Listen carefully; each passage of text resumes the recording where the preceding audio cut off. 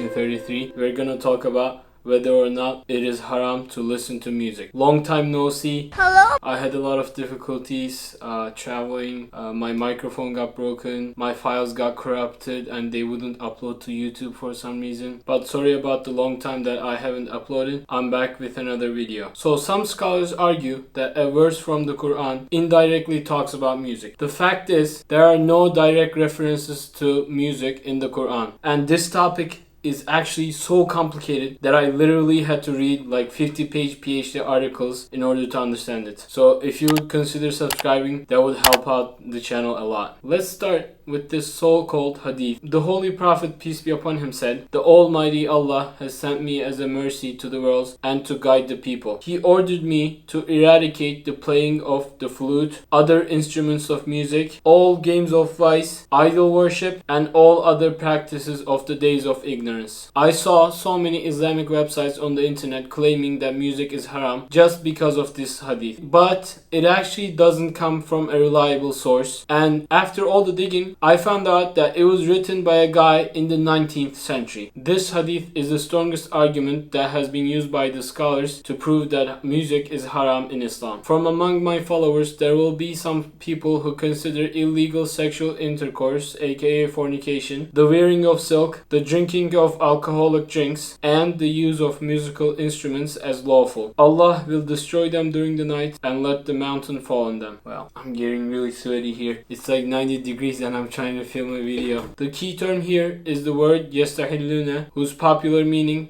is to consider something as halal. Logic dictates that all of these actions are haram for them to be declared halal afterwards by some people who are led astray. But there is no direct saying in neither the Quran nor the Hadith that prohibits the use of musical instruments like there is about fornication and drinking alcohol, and the prohibition of wearing silk for men. So the idea here is that maybe, just maybe, music is haram only when coupled with fornication and drinking. It might be acceptable in other situations. Because in Islam, for something to be haram, it has to be proven haram. The default is for things to be halal. And this case is not really clear, as I will show you through some narrations that we will get to in a little bit. This is a narration that proves that music was not fully prohibited by the Prophet. Narrated by Aisha, may Allah be pleased with her. Abu Bakr came to my house while two small Ansari girls were singing beside me the stories of Ansar concerning the day of Bu'ath. Side note here, the day of Bu'ath was a glorious day. And Aisha, may Allah be pleased with her, continues, "They were not singers." Abu Bakr said protestingly, "Musical instruments of Satan in the house of Allah's Messenger." It happened on the Eid day, and Allah's Messenger said, "O Abu Bakr, there is an Eid for every nation, and this is our Eid." In this credible narration, we can see that the Prophet wasn't fully against music, because he let those little girls continue singing instead of saying this is prohibited or something along those lines. Abdullah Judai, who's the Vice President of the European Council for Fatwa and Research, further delves into this topic. Without a doubt, one can definitely feel the magnitude of dislike from the Sharia on all the actions mentioned in the Hadith, musical instruments included. Al-Judai says, "It is important to note that the punishment prescribed is on the people who have combined all these actions together, as is apparent from the narration." He mentions that musical instruments are love, which in essence are mubah. A mubah action can be upgraded to become a rewardable one with the correct intention. For example, driving a car in order to help someone, or downgraded to become prohibited. For example, driving a car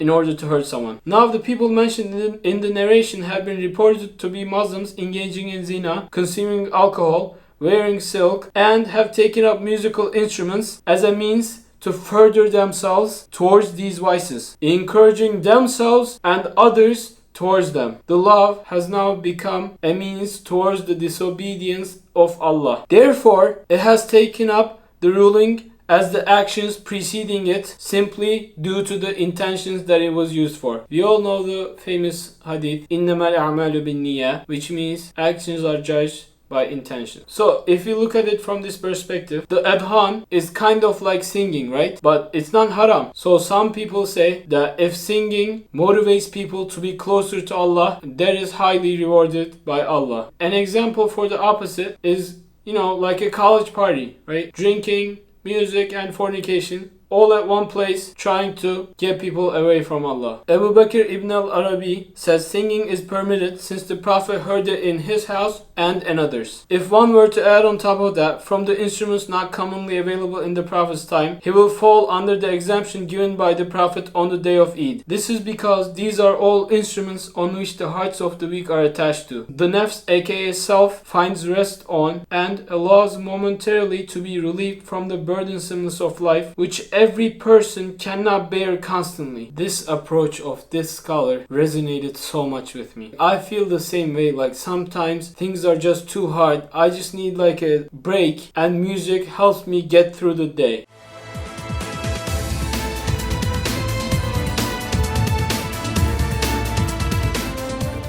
Now, let's look at another narration. Abdurrahman ibn Hatib said, "We set out with Umar during Hajj until we reached a place called Rawha. At that point, the group asked a person named Rabah, who had a beautiful voice, 'Let us hear something, O Rabah. Shorten the distance for us by singing.' He replied, 'I am scared from Umar.' So the group said to Omar, 'We spoke to Rabah so he can sing for us, shortening the path for us, and he refused until you permit for him.' Umar then said, 'O Rabah, let them hear and shorten their path. When you reach the time of suhur, then stop.' He then sang for them, raising his voice, singing whilst they were pilgrims." So this is kind of like driving and listening to music at the same time. And apparently, the second caliph approved of this, which is a huge deal because he is the person that the Prophet, peace be upon him, said, "If there was a prophet after me, it would be him." So when we look at the whole picture, in some instances where music is coupled with other haram / prohibited things, then it also becomes haram because of the accompanying actions. But in other situations, when it is not accompanied by sins, it might be lawful. This is also the view of